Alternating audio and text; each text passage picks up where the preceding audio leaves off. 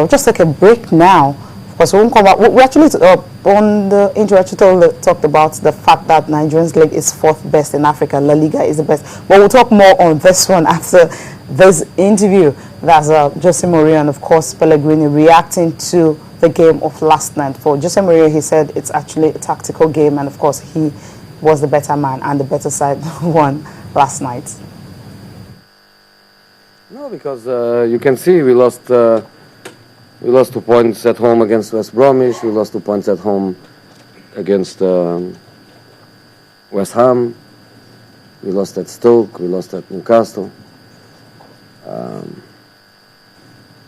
We are a team in evolution. But this is the kind of performance that helps the team to grow up a lot. Tactically, mentally, I think was fantastic. We beat them twice, but they are the best team. In the first game, we won because Nando was bright, was clever, waiting for that back pass to the keeper. Today we won because we were the best team. I'm not saying we are better than them. I'm not saying that. I'm just saying that today we were the best team. We defend very well. We were very compact. We went to the attack always with danger.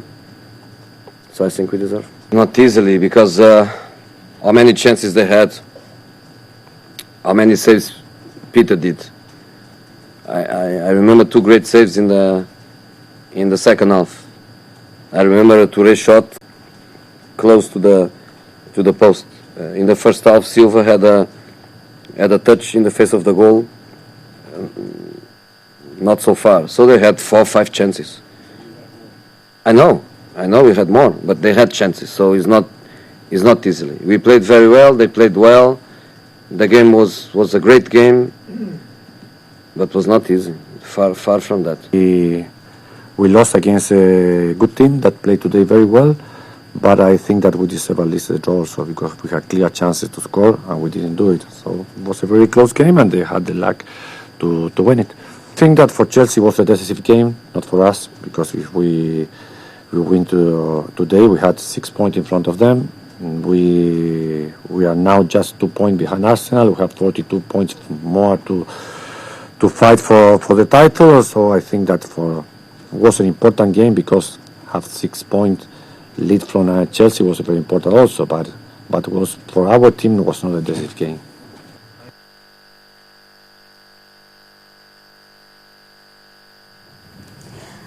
Moving on to the papers now. We're starting with Complete Sports, and the big one is Classy Chelsea. That's what Complete Sports starts their paper with this morning. And Keshi says, "What Blatter told me." And Eagles gaffer motivated for Brazil 2014 after chat with FIFA president. And Ronaldo 8 Messi nil. What's this one all about? He has 8 sending offs, while Barcelona star Messi is yet to get a 1. That's 8 red cards. Wow. The AGK Zion's interview, the full interview is on page 12 of Complete Sport. And also for to earn 66 million naira in cable. Just move. What do you have? Sports Day. Yeah, Sports Day. The next paper for review, and it's the big one is actually Osaze gains from Petropa's loss. Okay. Yeah, apparently Petropa was supposed to make the move to Stoke City, but it didn't materialize, and Osaze shows stance again from that particular situation. Ancelotti praises great Essien as another good one. And the result from yesterday: Man City 0, Chelsea 1. Neymar defends father's role. A lot of controversy about his transfer from Santos to Barcelona is still ongoing. We'll keep you abreast with the latest on that. And finally, we saw for its Kievo jackpot. Okay, Soccer Star, move on to Soccer Star this morning. And of course, that's the last paper on review. You have a Chelsea dent City's record as Arsenal remains on top. Also, you have Barcelona not scared of Manchester City, says Iniesta, and Arsenal returns for Balotelli. Okay, Chelsea renews bid for Falcao in the summer.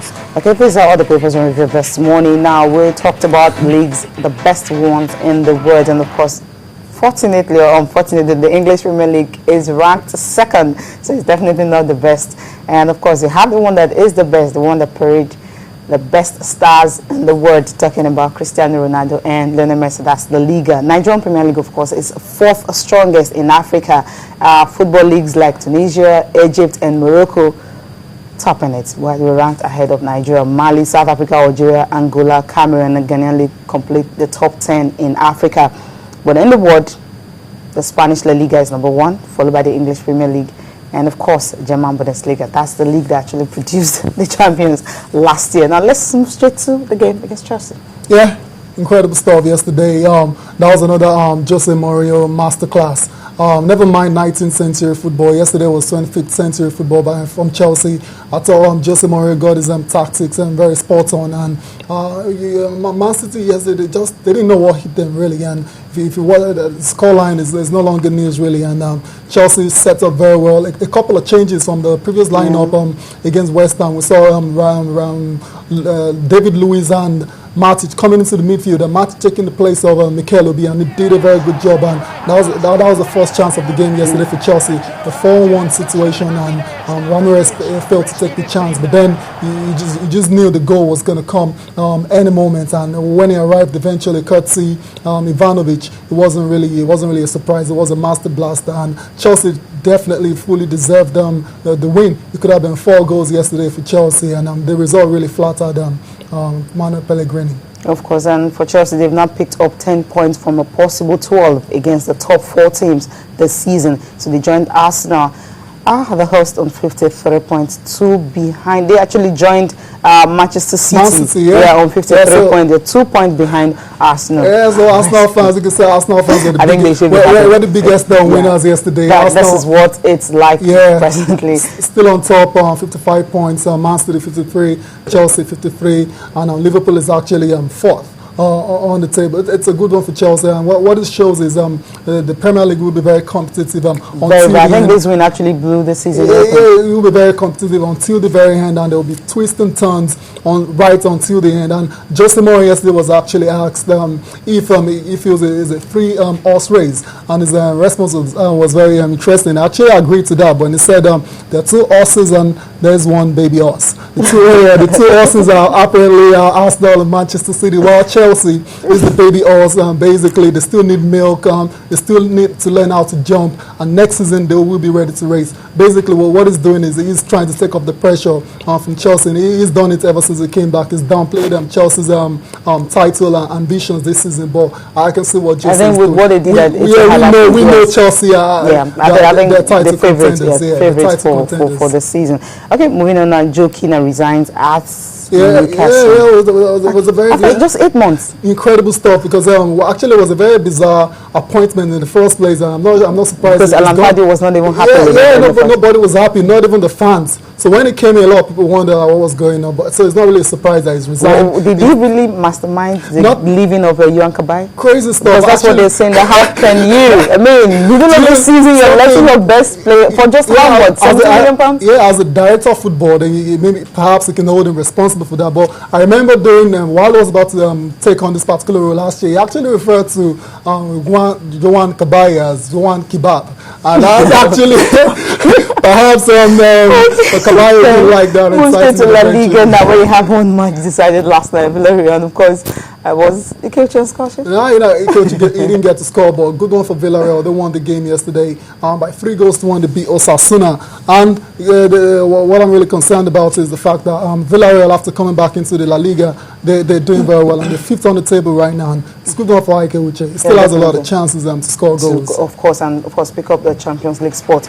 And okay, Rafael Nadal, he might just be recovering from the injury he picked up at the Australian Open earlier last month, of course, in the finals. But he received an award in Barcelona on Monday night, and of course, he actually said that the quote I used earlier, where he said there's 2 sides of the sport. You have one victory, and of course, you have a loss. For him, he lost the finals of the Australian Open, but that did not really deter this award from Barcelona. They actually gave him that award because of what he has done throughout 2013. He was not the only one who actually received the award for the night. You have Javi Hernandez, who was also awarded for his extraordinary achievement as he reached the 700 matches with Barcelona. You know, it's really a bittersweet for him because you just remember that they lost to Valencia 3 goals to 2. So, and for that, Atletico Madrid now top the La Liga with 57 points, while Barcelona, Real Madrid second with 54 points. That's Rafael Nadal actually. You know. What more can you say about Nadal? Yeah, well-deserved award for Nadal. Last year was incredible for him. It was awesome.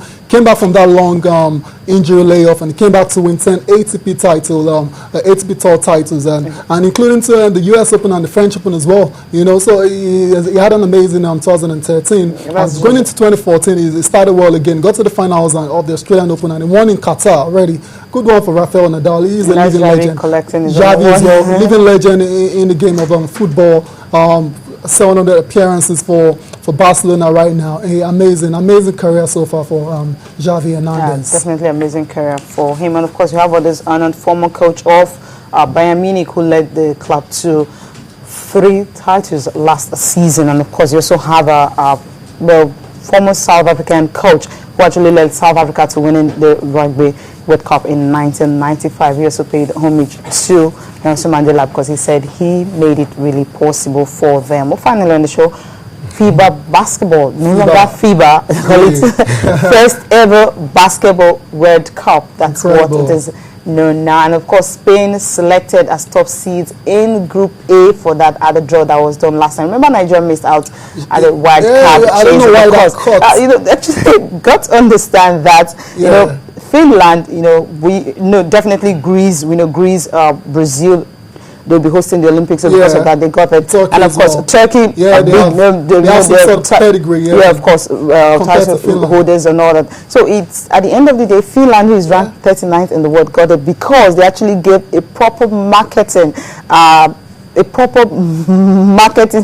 to FIBA, and of course that's what they accepted because they said the app they will be using, they are giving them for free. Absolutely. And you know everybody will get it for free. And I think it was actually a marketing strategy that Finland used to to beat Nigeria, so Nigeria didn't get the there are two shockers really. Finland getting this particular wild card, and the other actually just one shocker. Nigeria losing out is not really a shocker to me because after we didn't really have a chance, and after that, well, I think not for Finland putting up a very good marketing strategy. Maybe we would have gotten it. This is where it's where business meets sports. That's the way it works. So you have to look at the business side of it. That's all for the program. We now that side covered. We have it all. That's all for the program. Thank you so much for joining us. We'll leave you.